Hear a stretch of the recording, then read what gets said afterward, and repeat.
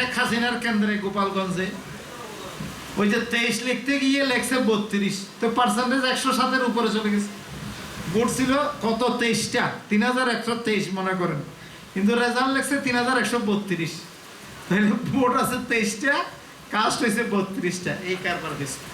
তাহলে 107%, 105%, 90% এইভাবে রেজাল্ট দিয়ে 2008 সালে কৃত্রিমভাবে রেজাল্ট তৈরি করে এই স্বৈরাচারী হাসিনাকে ক্ষমতায় বসানো হয়েছে। শামসুল হুদা চৌধুরীর ওয়াদা ছিল 3 মাসের মধ্যে ভোট কেন্দ্র ভিত্তিক গেজেট প্রকাশ করবে, কিন্তু 3 মাসের মধ্যে তো দূরের কথা, তিনি এটা গেজেট প্রকাশ না করেই বিদায় নিয়েছে। আর মিডিয়াকে এমনভাবে কন্ট্রোল করা হয়েছে, এই বিষয়ে কোনো সমালোচনা প্রকাশ হইতে দেয় নাই। শুধুমাত্র মানব জমিন পত্রিকা 7 মাস পরে একটা রিপোর্ট করেছিল এটার উপরে। তাইলে 2008 সালে সম্পূর্ণ অন্যায়ভাবে ডিজিটাল কারচুপির মাধ্যমে মানুষের মতামতের বাইরে গিয়ে জোর করে ক্ষমতায় অধিষ্ঠিত হয়েছিল শেখ হাসিনা। আর এটার প্রমাণ পাওয়া যাচ্ছে কিভাবে? এই যে আমাদের তখনকার পররাষ্ট্রমন্ত্রী ছিল প্রণব মুখার্জি, তিনি তার সেই সমলের বই লিখেছেন, বইয়ের নাম হচ্ছে দ্য কোয়ালিশন ইয়ার্স। তখন কংগ্রেস একা সরকার গঠন করতে পারে নাই, কোয়ালিশন করে সরকার গঠন করেছিল, সেজন্য তিনি বইয়ের নাম দিয়েছেন কোয়ালিশন ইয়ার্স। সেখানে মঈনুদ্দিনের সাথে যে কথোপকথনের রেকর্ড, সেটা থেকেই তাদের ষড়যন্ত্র প্রমাণিত হয়েছে। 2011 সালের জুন মাসের শেষের দিকে মনমোহন সিংয়ের অযাচিত মন্তব্য থেকে এটা প্রমাণিত হয়েছে। 2011 সালের জুন মাসের শেষ দিকে তিনি মন্তব্য করলেন, বাংলাদেশের 4 আনা মানুষ, 25% মানুষ নাকি জামাত ইসলামীর সমর্থক এবং তারা নাকি ভারত বিরোধী।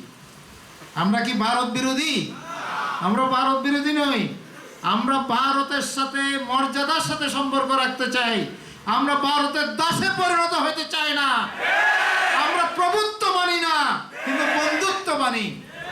আমরা প্রভুত্ব মানি না। তাইলে তাদের এই অযাচিত মন্তব্য থেকে, তাহলে 2011 সালে যদি তিনি নিশ্চয়ই এই মন্তব্যটা একটা গবেষণার ভিত্তিতে করেছেন, মনমোহন সিং কি এমনি খেলু কথা বলবেন এটাকে আমরা মনে করব? নিশ্চয় একটা গোয়েন্দা তথ্যের ভিত্তিতে বলেছেন। তাহলে 2011 সালে যদি জামায়াত ইসলামীর 25% সাপোর্ট হয়, তাহলে 2008 সালে তাদের ভোট গেল কোথায়? কি প্রশ্ন আসে না? তাহলে আপনাদের কথা দিয়ে এই যে 2 জন বড় বড় মানুষ, মনমোহন সিং এবং প্রণব মুখার্জি, তাদের লেখনী এবং বক্তব্য দিয়ে প্রমাণ করেছেন 2008 সালে নির্বাচন হয় নাই, এটা ভুয়া নির্বাচন, এটা ডিজিটাল কারচুপির নির্বাচন। এটার উপর বললাম কারণ এটার উপর আলোচনা কম হয়েছে, সেজন্য এটা একটু বললাম। এরপরের গুলো আলোচনা করা দরকার নেই। 2014 সাল হচ্ছে ভোটারবিহীন নির্বাচন, 2018 সাল হচ্ছে নিশ্চিত সিল মারার নির্বাচন, আর 2024 সাল হচ্ছে দামি দামি খেলার নির্বাচন। এইভাবে জনমতের বাইরে গিয়ে ক্ষমতা চর্চার কোনো অধিকার বাংলাদেশ দেয় নাই, বাংলাদেশের সংবিধান দেয় নাই, মুক্তিযুদ্ধের চেতনা দেয় নাই। তাইলে শেখ হাসিনা কখনো নির্বাচনের মাধ্যমে ক্ষমতায় আসতে পারে নাই, পারবে না ইনশাআল্লাহ। এই অস্বাভাবিকতার মধ্যেই আবার 15ই আগস্টের মতো আরেকটি 5ই আগস্ট শান্তিপূর্ণ বিপ্লব সংগঠিত হয়েছে, আলহামদুলিল্লাহ। কিন্তু এই বিপ্লব সংগঠিত করতে গিয়ে শেখ হাসিনা শুট এট সাইট অর্ডার দিয়েছে, আর ওবায়দুল কাদের বলছে আমার ছাত্রলীগে যথেষ্ট।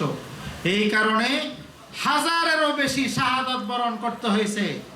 আমাদের চট্টগ্রাম ওয়াসিম আকরাম, আমাদের ফয়সাল আহমদ শান্ত সহ, আবু সাইদ মুগ্ধ সহ হাজারো শাহাদাতের বিনিময়ে এবং হাজার হাজার আহত হওয়ার মাধ্যমে, চোখ হারানোর মাধ্যমে, পা হারানোর মাধ্যমে আমরা এই স্বাধীনতা পেয়েছি।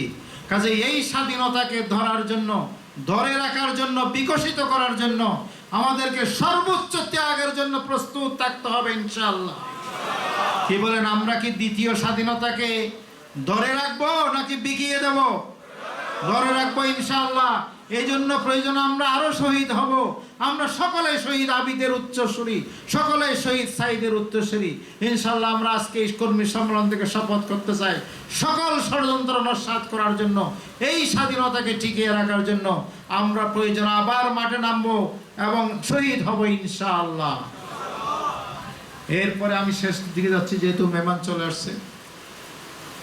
সর্বশেষ গত 5 তারিখ 1 মাস পূর্তিতে এই বৈষম্য বিরোধী ছাত্র আন্দোলনের নেতৃত্বে ছাত্র শ্রমিক জনতার বিশাল মিছিল রাজধানী এবং চট্টগ্রাম সহ সারা দেশে হয়েছে।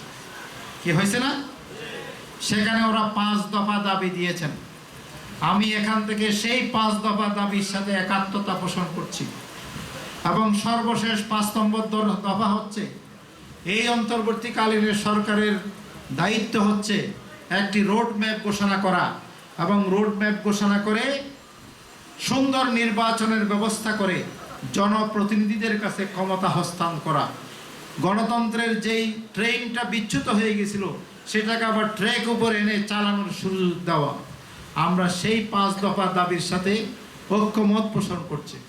পাশাপাশি কর্মী সম্মেলন হিসাবে এর আগেও বক্তব্য হয়েছে, আমরা কর্মীদের মানের ক্ষেত্রে যা দুর্বলতা ছিল সেটা থেকে আজকে তওবা করব এবং আজকে সিদ্ধান্ত নেব জামাত ইসলামের আদর্শ কর্মী হওয়ার জন্য যত ঘাটতি আমার মধ্যে রয়েছে আজকে থেকে সিদ্ধান্ত নেব কালকে থেকে ইনশাআল্লাহ আমরা নতুনভাবে সেই সক্রিয় কর্মী হিসেবে ভূমিকা পালন করব ইনশাআল্লাহ। আমি দাওয়াতি কাজ করব, আমি ব্যক্তিগত রিপোর্ট রাখব, আমি বৈঠক মিস করব না, আমি ইনফাক ফি সাবিলিল্লাহ দৃষ্টান্ত স্থাপন করব এবং সর্বোপরি আমি এমন সমাজ সেবক হব। জামাত কর্মী মানেই সমাজকর্মী।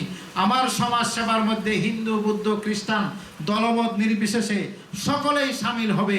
কারো প্রতি আমরা অসৎ আচরণ করব না, সবাইকে সমাজ সেবা দিয়ে আন্তরিকতা দিয়ে ওয়ালা আফিনা আনিন নাস, মানুষের সাথে সুন্দর ব্যবহার করে আমরা বিজয় অর্জন করব ইনশাআল্লাহ। আগামী দিনের সেই প্রস্তুতি নেওয়ার আহ্বান জানিয়ে আমি আমার কথা এখানে শেষ করছি। ওয়া আখিরু দাওয়ানা আলহামদুলিল্লাহি রাব্বিল আলামিন। সুবহানাকা আল্লাহুম্মা ওয়া বিহামদিকা আশহাদু আল্লা ইলাহা ইল্লা আনতা আস্তাগফিরুকা ওয়া আতুবু ইলাইক।